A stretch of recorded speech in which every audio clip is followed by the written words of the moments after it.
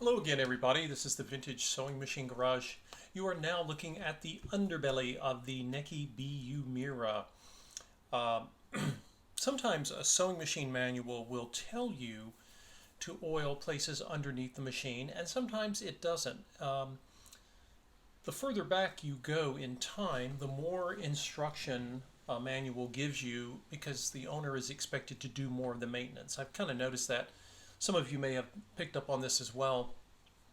As you keep moving forward in time, the owner gets to do less maintenance, uh, and you end up having to either take it to the dealer where they can control that maintenance and charge you for it. And there's nothing wrong with that if you prefer to have that done, but you don't have many choices when it comes to that.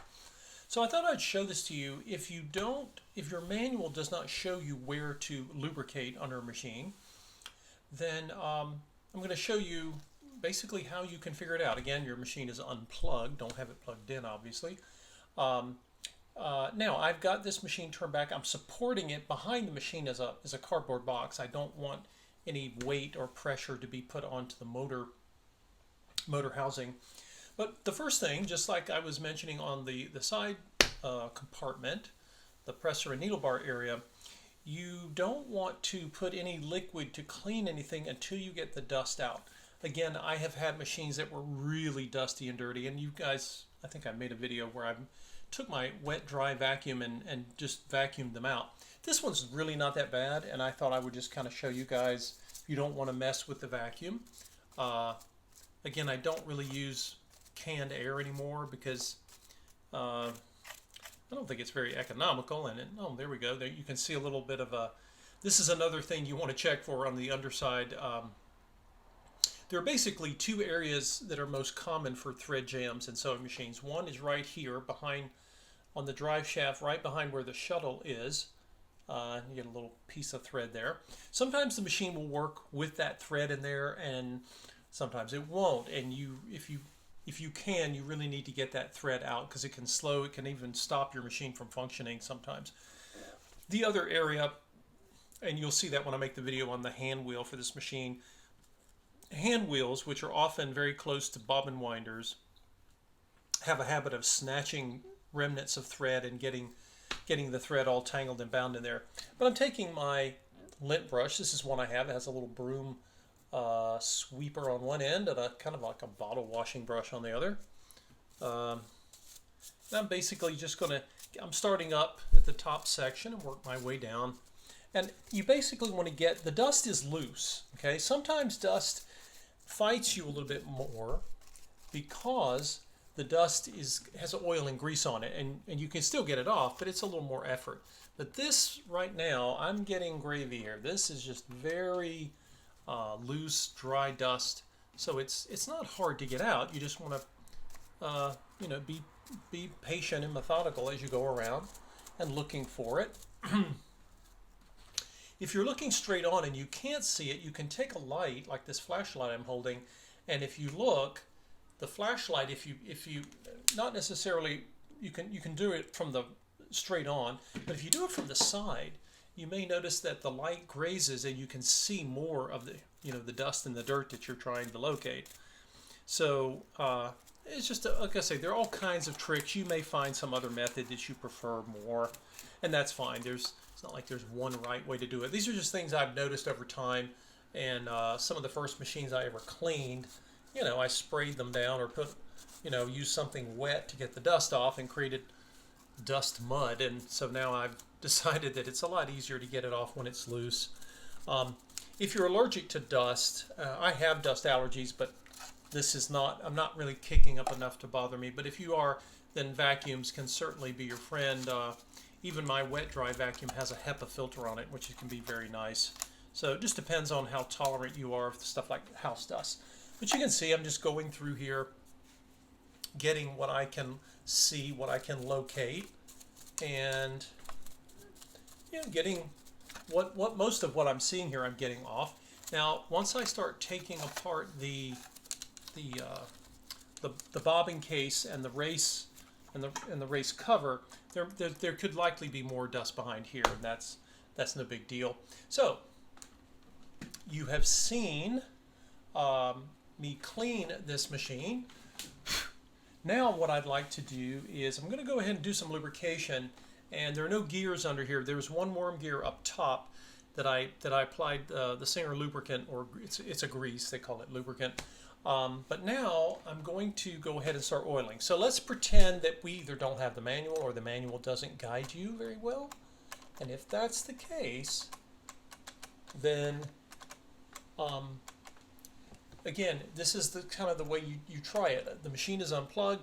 I put my hand on the hand wheel and I start moving the hand wheel, and when I do, I see which pieces of metal are moving against which ones. And that tells me where I need to oil.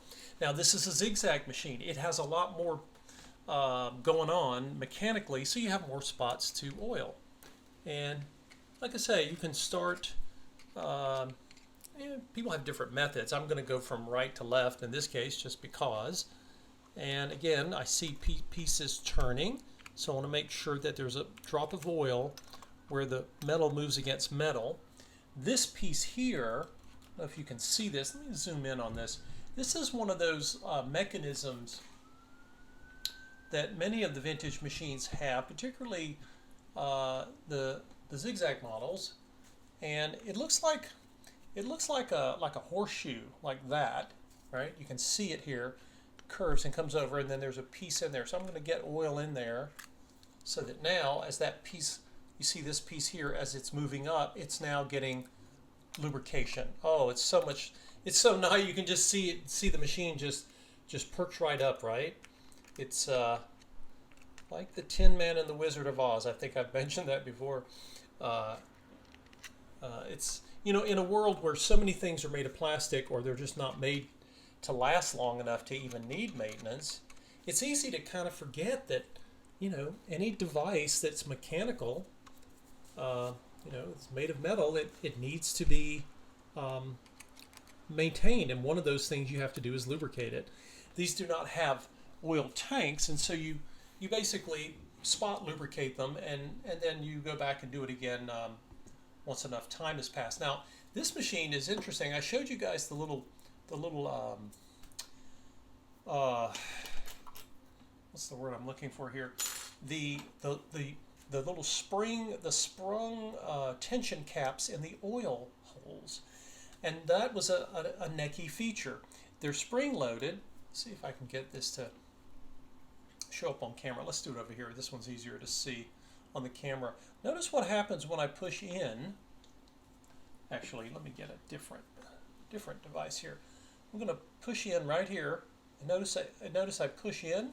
As soon as I let go, it bounces back. It's a cute little cap. I think it's probably more useful in the top than it is down here. But hey, nothing wrong with having that feature down here as well. So anyway, I'm going to, let me zoom back out. So I'm basically going to come across, and it's easy to miss some of these spots because there's quite a few here. So let's see. So what I'm trying to do is to get all of these spots.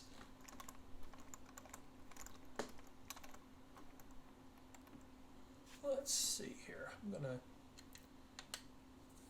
You can see when I turn the zigzag lever, it moves this. So I wanted to get more oil on that. I'm going to get oil here. There's lots of little parts here, and of course, as I come across this way, I'm working over here, but now I need to come down because there's a whole nother row of pieces that basically swivel or pivot against each other, and you really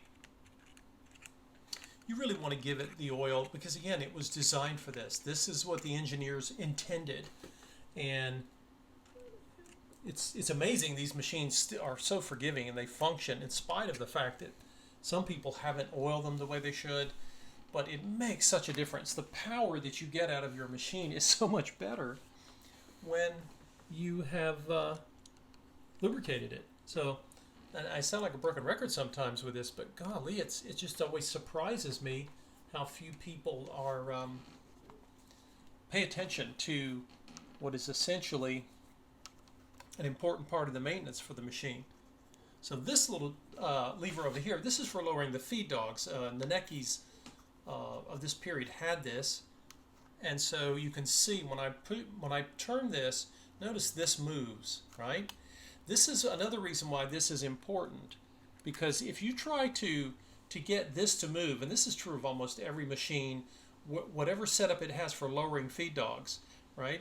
If the pieces here that need to move that are attached to this are not cleaned and not lubricated, if you haven't unstuck them, you can cause damage to this lever. So just like the levers up on the front of the machine, you've always got to make sure that whatever a lever or a knob is attached to, you want to be sure that those things that are attached to it can move. And once they are able to move, then you should be able to move the lever or knob without harming it. They were built tough. It's not the knob or the lever's problem, it's the users. That's usually what's causing the issues. Okay, so there we go. That is the bottom chassis. It didn't take me long. In fact, it took me longer to get the dust off, I think, than it did to oil it. So there you go. That's oiling the underside. And I think next up we'll take a look at the bobbin and shuttle area. Thanks for watching, folks, and following along with me. I decided to do these videos in little smaller sections, and so they're not necessarily an hour long. And sometimes I like to make an in-depth video, particularly when I'm talking about a machine in general. But for procedures and maintaining things, I think this may be more helpful for those of you who maybe you're only interested in this particular video on the Necki, and maybe you don't need to see the others. But that's up to you. We welcome any of you wanting to come and take a look at the videos. And like I say, if you've done this before, or you have any comments on what you think about the Necki BUs, just share them below, and we will see you next time.